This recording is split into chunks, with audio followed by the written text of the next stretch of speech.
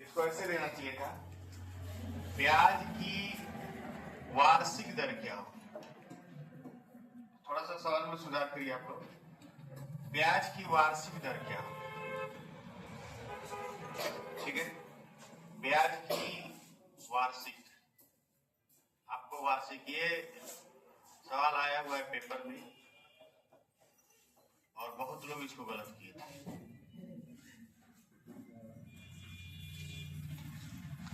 बताइए ब्याज की वार्षिक दर क्या होगी। चलिए ध्यान से देखिए, अब जो लोग लगाए हैं वो ध्यान से देखिए। एक वर्ष में स्वयं की कितनी होती है, 625/256।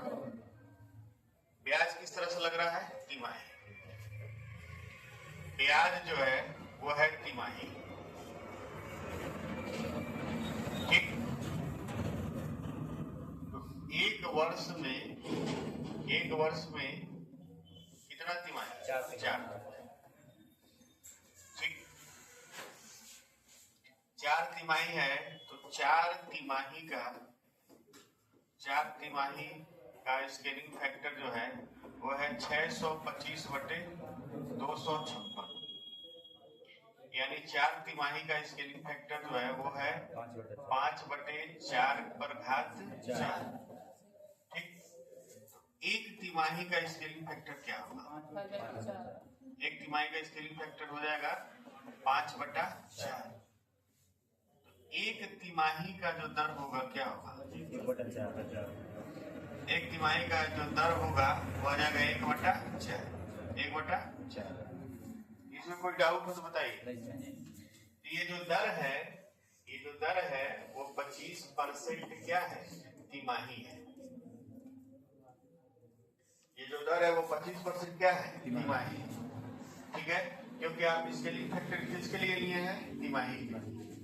तो ये जो दर है वो इसका 4 गुना होगा और हो जाएगा 100% वार्षिक, यानी सालाना क्या दर होगा, 100%।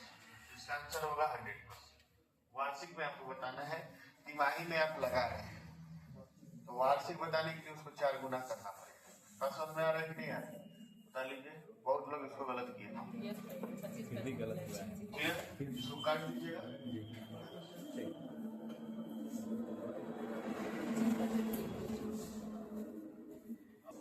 पहले तो एक शब्द को काट दीजिए, देखिए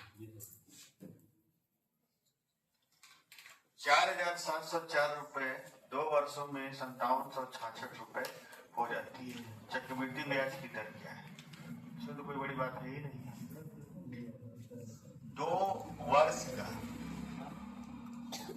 वर्ष का ऐसे दिया है, पीछे कौन बतिया रहा है, ये कितने वर्ष होता है, 2 वर्ष।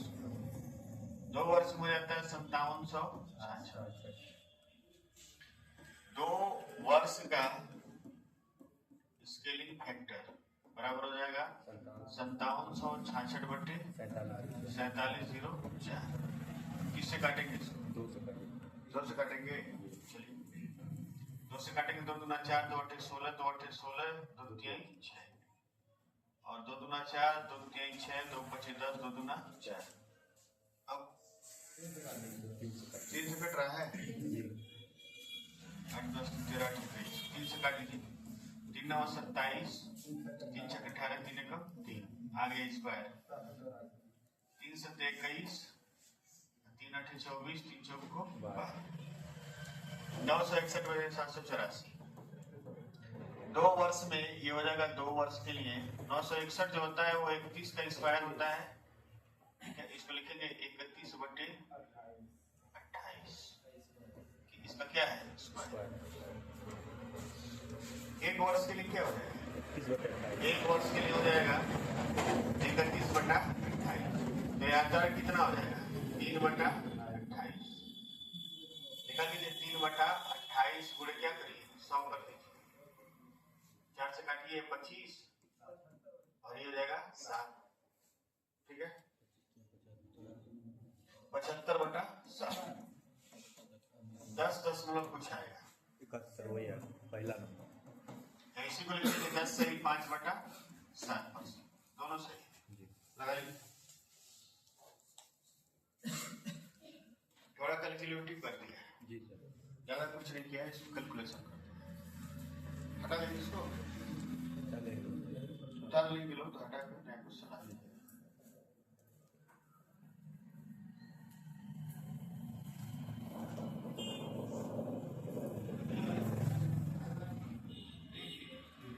तिमाही संयोजित होता है जी सर, ब्याज तिमाही संयोजित होता है और 34,56,00 रुपए की धनराशि 3 वर्षों में इतनी। कौन पीछे बतिया रहा है?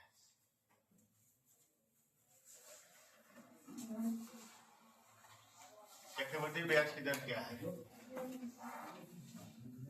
3 वर्ष में आपका हो जाता है स्केलिंग फैक्टर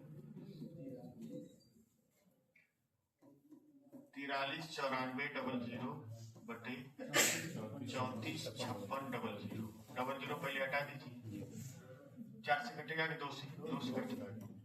2 दूना 4, 2 कम 2, 2 9 18, 2 7 14। आगे दिख गया 1 7 2 8 दिख गया। 2197 किसका होता है? 3 वर्ष में आप देखेंगे स्केलिंग फैक्टर ये 13/12 का क्या है? क्यू। 1 वर्ष के लिए स्केलिंग फैक्टर क्या होगा? 13/12। जिसको कैलकुलेशन आता है उसके लिए कोई दिक्कत नहीं है, यानी आपका जो दर हो जाएगा वो हो जाएगा 1/12। ठीक है, दर 1/12 वार्षिक है, इसका मतलब 1/12 को हम लोग क्या करते हैं? 8 से 1/3% वार्षिक, यानी 8.33% वार्षिक। कुछ है नहीं, बस कैलकुलेशन है, लगाइए।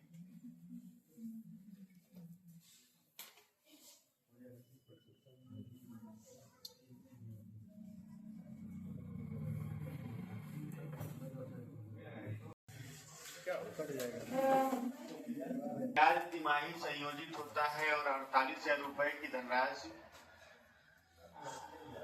किस चक्रवृद्धि ब्याज की दर से 9 माह में इतने रुपए ब्याज के रूप में देती है?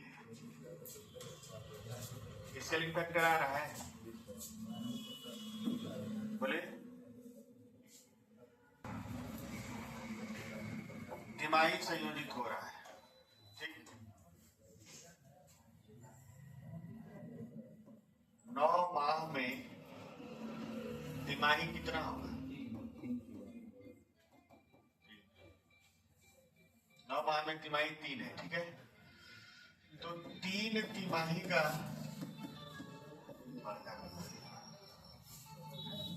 स्केलिंग फैक्टर जो होगा, या देखिए थोड़े से सवाल में चेंजिंग की गई है, सवाल में थोड़ा बदलाव लिख किया गया है कि 48,000 रुपया मूलधन जो है, 48,000 रुपये मूलधन में जो ब्याज मिला है वो 7,500 क्या है? ये मिश्र धन नहीं है, ये क्या है? ब्याज। और जब आप इसको जोड़ेंगे तब जाके क्या आएगा? मिश्र धन है, यानी जो मिश्र धन हो जाएगा 55,566। यानी आप ऐसे समझिए कि 48,000 रुपए की जो धनराशि है वो कितनी हो गई है?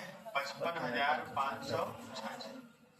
तो 55,566 न देकर सिर्फ ब्याज दिया है, तो आपको दिमाग लगाना, ब्याज दिया है तो उसको मूलधन में जोड़ेंगे तो हमको मिश्र धन मिलेगा, तभी जाके मिश्र धन से स्केलिंग फैक्टर निकलता है, ब्याज से नहीं निकलता है। तो स्केलिंग फैक्टर जो होगा वो 55566 अपन क्या हो जाएगा? 48। 8 से काटिए, देखिए कट रहा है। 6 से काट लीजिए, चलिए कोई दिक्कत नहीं। 6 से काटेंगे तो और अच्छा रहेगा। 6 9 54, 1 2 6 दूना 12, 6 36, 6 कम 6 और 6 8 18। दिख गया? क्यों दिख रहा है कि नहीं? 3 तिमाही का ये हो जाएगा आपका कितना होगा? 21/20 का क्यूब। एक तिमाही का क्या होगा? एक तिमाही का जो हो जाएगा 21/20। ये स्केलिंग फैक्टर जाएगा, यहाँ से दर जो हो जाएगा वो आ जाएगा 1/20, यानी आर जो होगा वो होगा 5% तिमाही। और आपसे पूछा क्या है,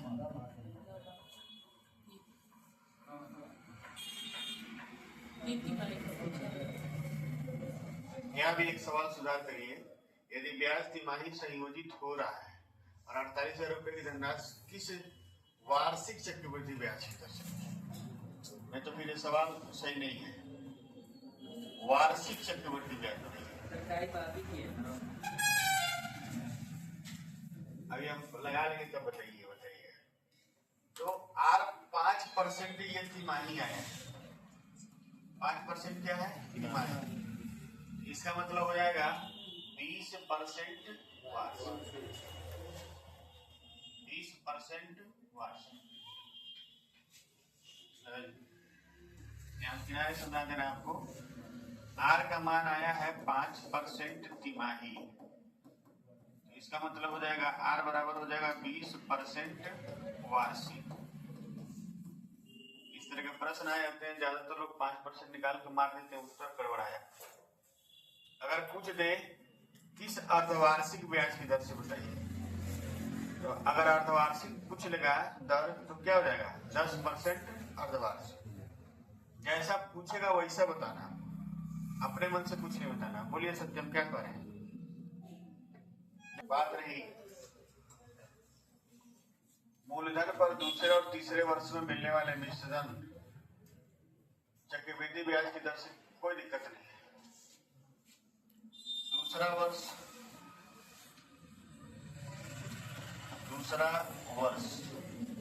और तीसरा वर्ष, दूसरा वर्ष और तीसरा वर्ष, इसमें मिला है कितना 96 और इसमें मिला है 10,272। तो इसमें गैप कितने का है, 1 वर्ष। 1 वर्ष का स्केलिंग फैक्टर हो जाएगा 10,272/96। काटिए, किससे काटेंगे,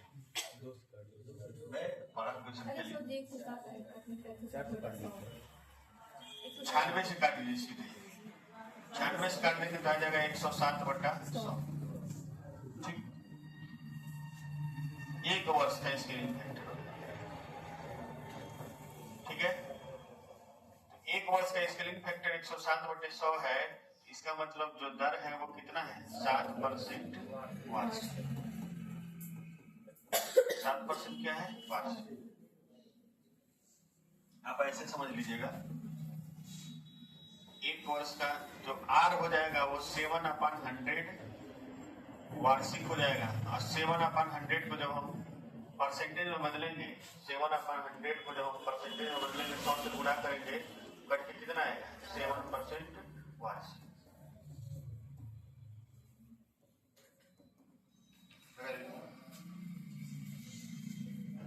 सवाल समझ में आ रहा है कि नहीं आ रहा है? जी सर। किताब में ऐसे ही प्रश्न दिए हैं।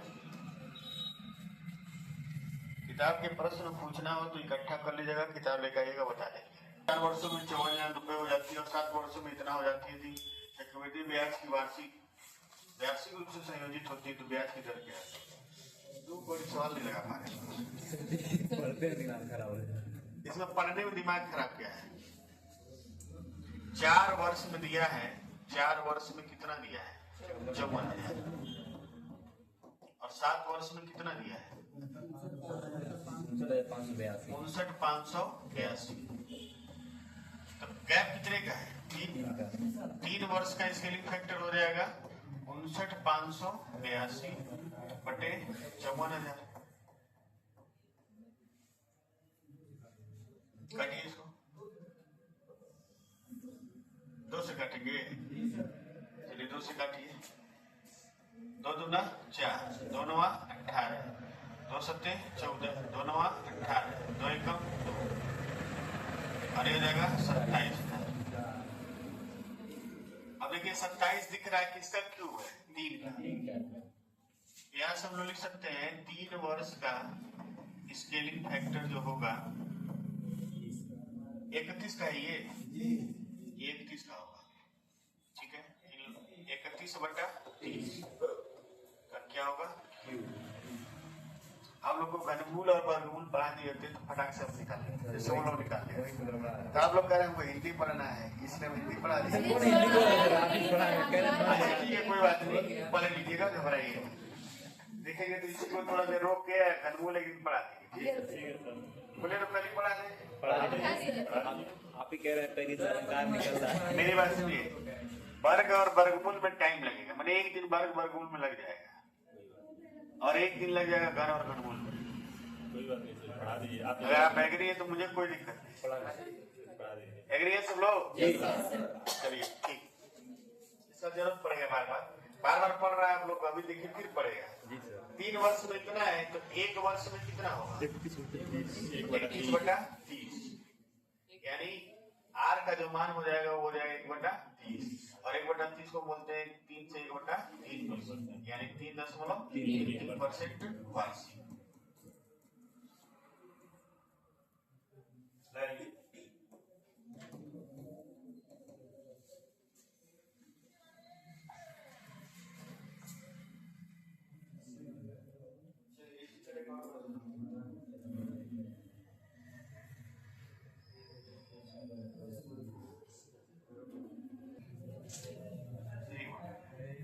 क्या हो रहा है?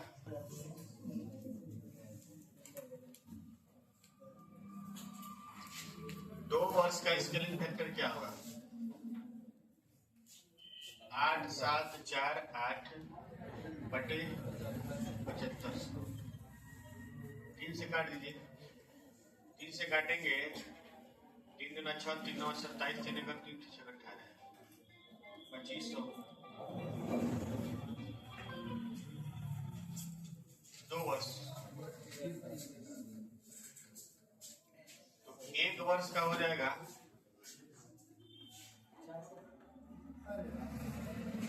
बात रही 1 वर्ष का और 2 वर्ष का, इसको लिख सकते हैं किसका किसका? अरे भाई ठीक है, 4 से काट दें, 4 से काटे, 4 छक्के 24, 4 से 28, 729/27 जगह 27/25 का स्क्वायर। 2 वर्ष का, 1 वर्ष के लिए हो जाएगा 27/25, यानी आर का मान हो जाएगा 2/25। आर का मान हो जाएगा 8%। लगा लीजिए, आगे बढ़ा जा रहे हैं। आंसर बना लीजिए 8%। अच्छा, आंसर नहीं, पूरा सवाल अभी नहीं लगा है, प्रश्न हम पढ़े नहीं है। तो कह रहा है कि पहले ब्याज कितना है? 8%। तो गुना ब्याज क्या हो जाएगा? देखिए यहाँ लिख रहे हैं, हमारा जो नया आर होगा वो जाएगा 16%। तो कितने वर्ष का पूछा है? 4 सही 3/5 वर्ष, यानी 5 को 20, 23/5। तो निकालिए उसी धनराशि पर 7500 का 23/5 वर्ष का 16% की दर से क्या हो जाएगा? बटा 100 कर दीजिए, यहाँ से कट गया, इससे काटेंगे तो 15 गुणा कर लीजिए सबका, 5 से 15, 5 से 30, कितना होगा? 55-20, 55-20 रुपये आ जाएगा। साधारण रेट पूछा, ध्यान नहीं दिया, लगाइए।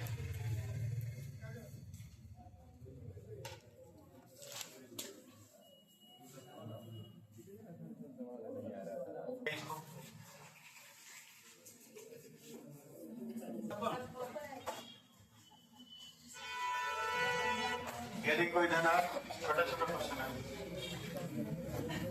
8 वर्षों में, बात नहीं करे, मार देंगे 60 से गिर जाएगा, बता दे रहे हैं, बतिया रहे बिना मतलब है। यदि कोई धन 8 वर्ष में इतने दर से 3 गुना हो जाता है, 8 वर्ष में 3 गुना,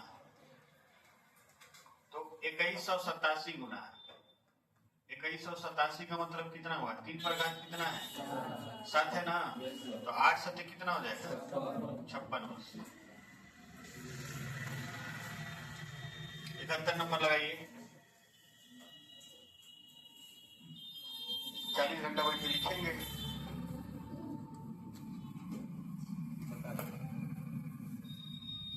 लास्ट क्वेश्चन है, इसको लगाइए आज का। चलिए चलो ध्यान देंगे इस प्रश्न को। अंतिम क्वेश्चन है, अब लिख लीजिएगा आप लोग। 30 वर्ष में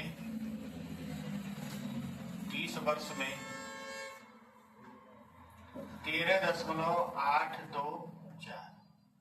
गुना हो जाता है। कितना गुना है? 13.824। यानी 30 वर्ष में 2.4 का क्या है? क्यूब। अगर आप वर्गमूल घनमूल जानते तो लगा लिए होते। जी सर। 2.4 का क्यूब है।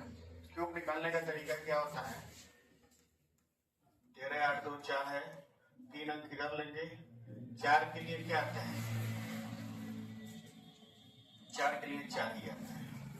13 जो है किसके किसके क्यूब के बीच में है? 2 और 3 के क्यूब के बीच में। तो छोटा वाला क्या लेंगे? 2। 3 स्थान पे 10 वाला, 1 स्थान पे 10 वाला। यानी एक सवाल सही है। 30 वर्ष में 2.4 का क्या है? क्यूब। तो 10 वर्ष में क्या हो जाएगा? 10 वर्ष में हो जाएगा 2.4। आपसे पूछा है कि 2.4 गुना कितने वर्ष में हो जाएगा, तो इसका उत्तर क्या होगा? 10।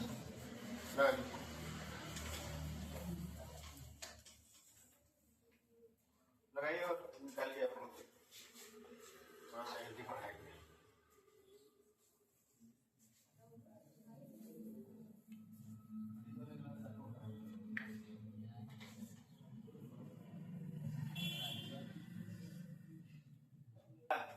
अरे